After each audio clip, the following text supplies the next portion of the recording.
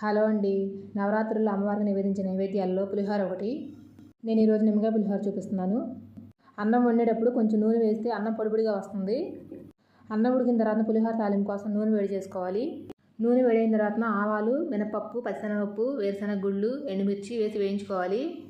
వేరుశనగ గుళ్ళు వేగిన తర్వాత కొంచెం జీలకర్ర, ఇంగువ, పచ్చిమిర్చి, కరివేపాకు కూడా వేసి వేయించుకోవాలి.